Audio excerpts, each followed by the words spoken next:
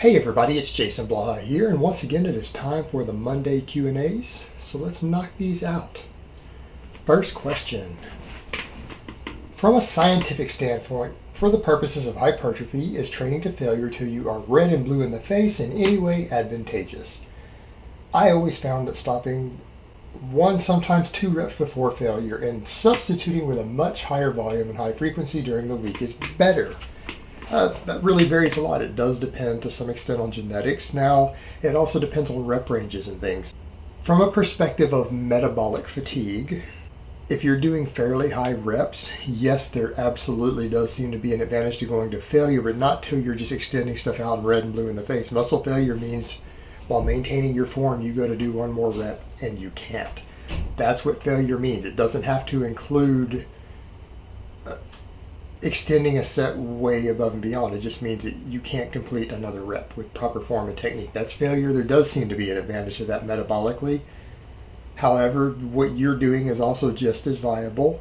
And from a workload perspective, in some ways, for particularly a little more advanced lifters, however, what you are doing is certainly viable, and oftentimes I tend to lean that direction also, particularly for people who are focused more on gaining strength and using a little higher frequency of training. You can get more workload in and recover from it better in the long term if you are doing sets short of failure and doing multiple sets that way to build up fatigue. In all honesty, though, all methods have been found to be effective. I mean, people have made, even in the literature and the studies, people have made gains doing it both ways. It does come down to individual preference and sometimes what you're personally able to adapt to and able to do. So there isn't really a clear-cut answer. I would still recommend with people, regardless of what the literature says, work with both methods, and there might be times when you might want to use those two different methods depending on what you're doing. But generally, if you're going to do fairly high reps, you do want to go to failure if your goal is hypertrophy. Now, if your goal is more strength-oriented thing, I tend to recommend you do more sets and you stop a rep or two short of failure, absolutely, if not more than 2 reps. So again, depends on what you're trying to do at the moment. Both methods have their use and they're both viable for different people. All right, next question. Are 3 sets of face pulls enough to prevent shoulder injuries at the end of each push session? Yeah, that should be fine as far as building up your internal rotators and your root delts and things. 3 sets of face pulls at the end of any major upper body workout is perfectly fine. 2 or 3 times a week, more than acceptable, more than enough. Now, is it enough to prevent shoulder injury? Not necessarily. It could be your muscle imbalances. It could be the way that you train. There could be a lot of factors involved, meaning if you're doing things to where you're pressing high up on your chest, elbows flared, doing any sort of pressing with elbows flared way out, or doing any sort of exercise that's going to impinge the shoulders, such as doing your side lateral raises with your pinky up like bodybuilding magazines and things tell you to do. If you're doing things like that, no amount of face pulls is necessarily going to protect you. You may still very well find yourself causing some very serious long-term shoulder injuries. So I wouldn't rely on that completely, but is that enough workload and volume to build up those muscles you want for support? Probably so. Perfectly acceptable. In fact, you might be able to get away with less depending upon what the rest of your pulling work and things looks like. All right, next question. How do you deal with failed reps on your intermediate program? I've based all of my percentages off of true 1 rep max and still failed to hit all prescribed reps on the last set of bench. Not uncommon in many cases, particularly if you aren't used to any sort of high training workload. Now, if people don't know what the intermediate program is, the one they're talking about, if you check my playlist to the side here, I actually have a training program playlist, and it's one of the programs I have up. It's an intermediate off-season strength routine. Particularly, yeah, you are right. In those first 2-3 week blocks, particularly like week 3, week 6, a lot of people are going to struggle with that. What I recommend there is taking longer breaks between sets if you have to, because when you're trying to do the 5 sets of 10 or the 5 sets of 8 and all of that stuff on the bench press with those prescribed percentages as part of your overload, or have you increasing volume instead of weight for 3 weeks at a time, and then you increase weight, cut volume back, and repeat the process in those periodized blocks. Yeah, for people in those 3rd weeks, sometimes it can be problematic and you can't cut the breaks down. A lot of times that first week you'll be running 2-minute breaks just fine. You hit that 3rd week in that block and you're having to do 5 high rep sets with that same weight. you oftentimes run into problems and you might need 3, 4, in some cases even up to 5 minutes to recover, depending upon what's going on there, because I'm throwing quite a bit of workload at you. So that's how you need to deal with it.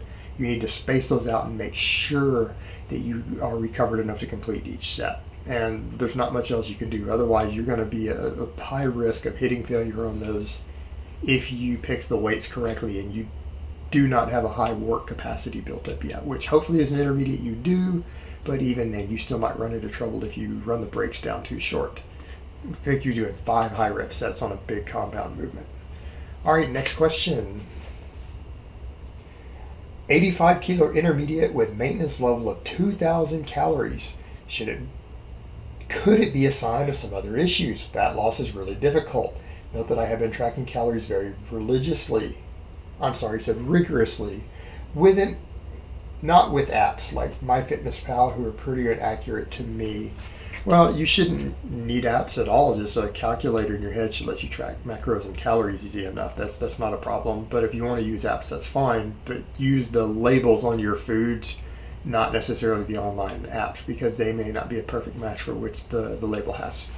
So that being said, yeah, if you're training and you're weighing that and your maintenance is 2,000, that's kind of shocking to me, because I'm sitting at like 88 kilos right now, and I lose weight on 2,500 to 3,000 calories. I can't even maintain on that. For me, maintenance is still up around 3,500.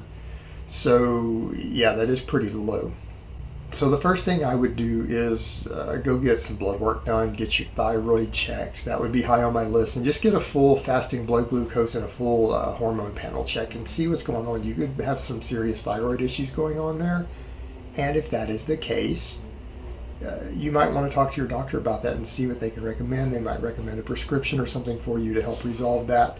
But for your weight, being active and working out, to have a 2,000 maintenance is really low. So there is something going on if you're sure you're tracking those calories accurately, which again, you very well may not be. You might not be tracking as accurately as you think you are, and if you go get all your blood work tested and it comes back okay, you are actually mistracking and not realizing it. All right, next question.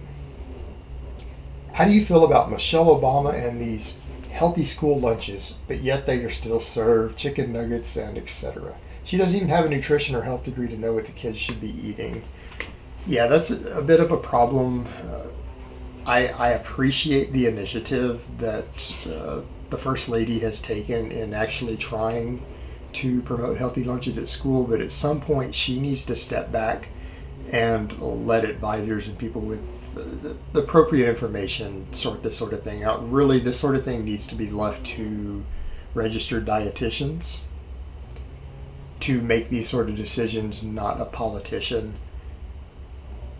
to be regulating things like that. It's just some of the stuff it isn't as accurate as it could be. Some of it she does seem to follow a little bit of fad diets and trendy stuff, and wanting to put that into policy rather than let qualified dietitians make those sort of choices, particularly for the individual schools. I don't think it's a good idea. This sort of thing is best left to the experts who know what they're doing, not to politicians. That's really who should be doing it down at probably at the individual level, something like the state level. More local people, they need to hire their own dietitians down at the state level to make the recommendations for those children based upon the foods that are available and other factors, rather than try to set national policies for that with politicians. All right, next question. Is it possible to use supplements to avoid libido loss on a cut? Yohimbine, MACA, Horny Goat Weed. All right, guys, I'm going to try to get through these Q&As. I'm sorry about that. There is a neighbor weed eating outside. Hopefully it'll be gone soon. I don't want to stop rolling because of it, so I apologize if it comes through really loud in here. I really have no idea how loud it's going to be on camera. So as far as that goes, no. I mean, people can argue about that, or if they seem to help, but if they're helping you, they're placebo. If you're suffering libido losses on your cut, your dietary fat's probably too low, you're probably cutting too hard and aggressively, or you are cutting too lean for someone who's not on drugs. Let's go back to the points I make and even other coaches like John Otis Hollywood make. You shouldn't be doing, if your concern is your libido and your hormonal health and sexual health, you shouldn't be cutting bodybuilder lean as a natty. Even though some of these people coach people, including him, he'll be the first to tell you it isn't a good idea. You're going to have to prioritize. Do you want to cut bodybuilder lean, or do you want to have strong erections, and do you want to have a good sex drive? Pick one or the other. They're not compatible for people who aren't injecting exogenous hormones into their body. Make up your mind. Which one do you want? And that's usually a dead giveaway right there that someone isn't actually natty. They talk about how good their sex drive is on their near contest lean. Yeah, don't work that way. So there's your issues. You need to up your dietary fat, slow down your cut, increase your calories a bit, or you need to say, hey, I'm lean enough and stop cutting. If you're really suffering libido issues from this, that's generally going to be the problem. All right, next question. What do you think of DUP, which is daily undulating periodization for powerlifting? Is it superior compared to other kinds of periodization? Not really. In fact, a lot of the literature and even coaches out there don't find it to be that effective. It probably isn't ideal at all for powerlifters. For certain types of athlete, I can see the merits to it, particularly for in-season training. I'm not saying DUP is useless. DUP has it absolutely has its uses, but like any other tool in a toolbox, it can be the wrong tool for the job. I just personally wouldn't recommend it to powerlifters. I don't think many good coaches recommend DUP for powerlifters.